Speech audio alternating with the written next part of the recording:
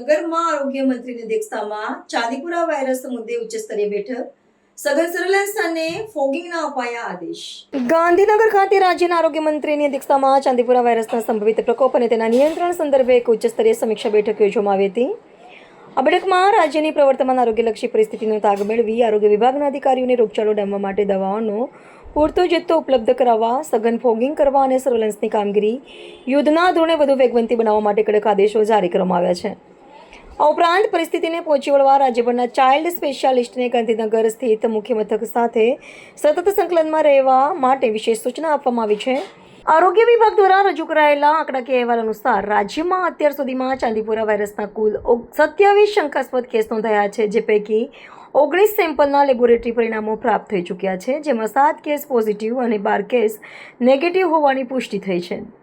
જ્યારે બાકી રહેલા 8 શંકાસ્પદ સેમ્પલના પરીક્ષણનો અહેવાલ સોમવાર સાંજ સુધીમાં આવી જવાની શક્યતા દર્શાવવામાં આવી છે. અત્યંત ચિંતાજનક બાબત એ છે કે આરોગ્ય વિભાગના સત્તાવાર દાવા મુજબ આ જીવલેણ વાયરસના સંક્રમણથી અત્યાર સુધીમાં 3 માસૂમ બાળકોએ પોતાનો જીવ ગુમાવ્યો છે. વાયરસના વ્યાપ અને અગાઉના આંકડાઓ અંગે આરોગ્ય વિભાગે એક મહત્વપૂર્ણ દાવો કરતા જણાવ્યું છે કે વર્ષ 2024માં રાજ્યના 61 જેટલા સ્થળો પરથી ચાંદીપુરા વાયરસના કેસ નોંધાયા હતા, પરંતુ અસરકારક નિવારક પગલાઓના પરિણામે આ વર્ષે તે 61 સ્થળો પૈકી એક પણ જગ્યાએથી નવો કેસ નોંધાયો નથી.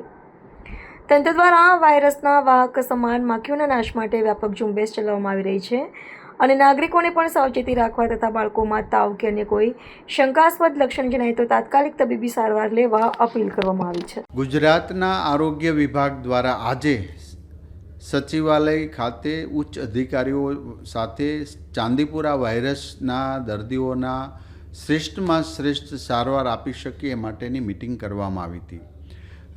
અત્યાર સુધીમાં કુલ 27 શંકાસ્પદ દર્દીઓના યાની કે બાળકોના બ્લડ રિપોર્ટ કરવામાં આવ્યા છે, જેમાંથી 7 બાળકો આ ચાંદીપુરા વાયરસ પોઝિટિવ આવ્યા છે, બાકી નેગેટિવ છે, અને 8 પૃથ્થકરણ માટે આપેલા બ્લડનું સેમ્પલ આજે સાંજ સુધીમાં રિઝલ્ટ આવશે.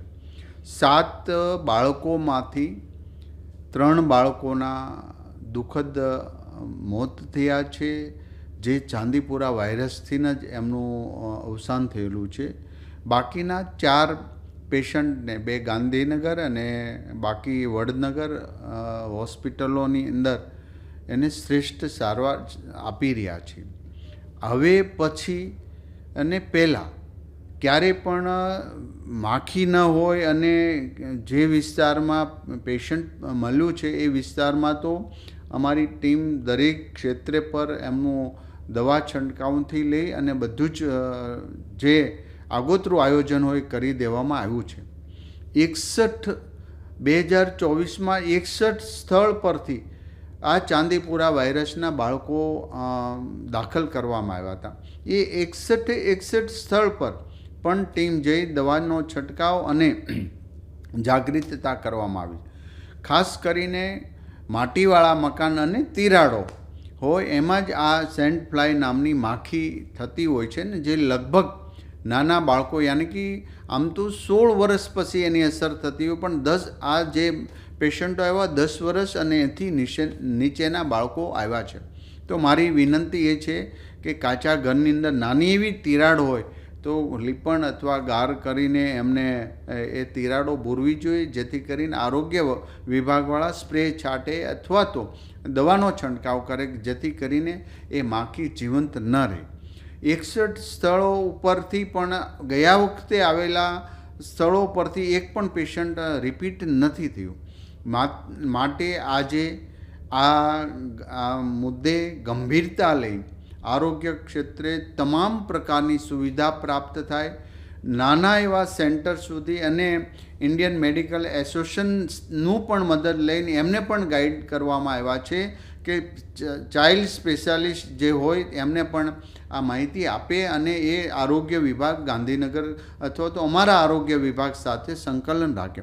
અત્યારે જે પેશન્ટ છે એની સારવાર ચાલી રહી છે, તો આની કોઈ સ્પેશિયલ દવા તો છે જ નહીં, પણ સિમ્ટમ્સના આધારે અમે બાળકોની સારવાર કરી રહ્યા છીએ.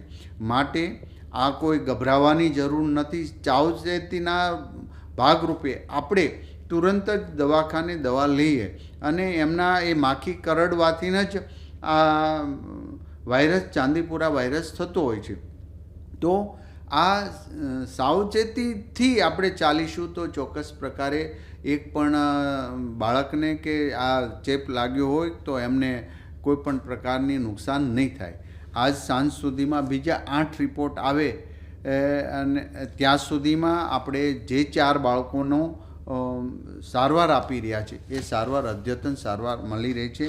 નાના સેન્ટરો અને નાના ક્લિનિક ચલાવતા ડૉક્ટરોને પણ સૂચના આપવામાં આવી છે ક્યાંય પણ આ પ્રકારનું બાળક આવે તો એમને તુરંત જ મોટી હોસ્પિટલ વેન્ટિલેટર્સ ઉપલબ્ધ હોસ્પિટલમાં એમને દાખલ કરવા, જેથી કરીને ઓક્સિજન વગેરે ઘટે તો અમને આપી શકાય.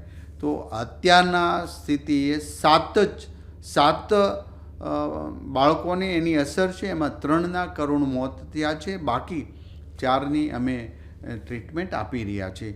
આવનારા સમયમાં હજી જ્યાં જ્યાં જરૂર પડે ત્યાં અમારી ટીમ સજ્જ છે. કોઈપણ ક્ષેત્રને પહોંચી વળવા માટે દવા છંટકાવ માટેનો બધો જ પુરવઠો દરેક અમારા સેન્ટર પર ઉપલબ્ધ છે. જ્યાં જરૂર પડે ત્યાં એ દવા પહોંચી જશે, છંટકાવ પણ પહોંચી જશે, જેથી કરીને આ માખી કરડવાથી અન્ય બાળકને ચાંદીપુરા વાયરસ ન થાય.